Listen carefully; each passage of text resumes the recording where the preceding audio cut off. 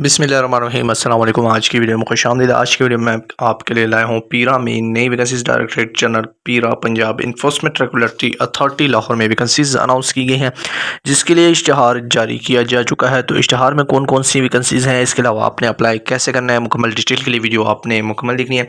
तो Punjab directorate general Punjab enforcement regulatory authority यानी पीरा में वैकेंसीज अनाउंस की गई हैं। इश्तहार जो है वो जारी किया जा चुका है। तो इस इश्तहार में जो वैकेंसीज शामिल हैं, इसमें chief instructor, senior management training and admin, senior manager academic, manager development, business analyst, Android developer, web and software developer, database administrator.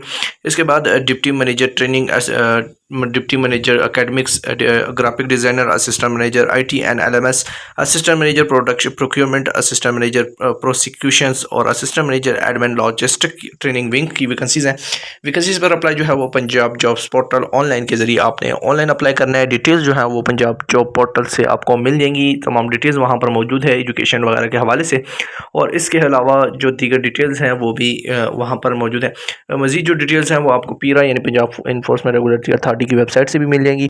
तो अप्लाई जो है वो 8 सितंबर 2025 से पहले आपने ऑनलाइन करना है jobspunjab.government.pk की वेबसाइट पर, जहां पर मैंने आपको पहले भी बहुत सारी वैकेंसीज़ के हवाले से बताया था कि उन पर आप जो पंजाब गवर्नमेंट की जानिब से वैकेंसीज़ अनाउंस की जाती हैं, मुख्तलिफ वैकेंसीज़ होती हैं मुख्तलिफ डिपार्टमेंट्स में, उन पर जो है वो आप ऑनलाइन अप्लाई करते हैं।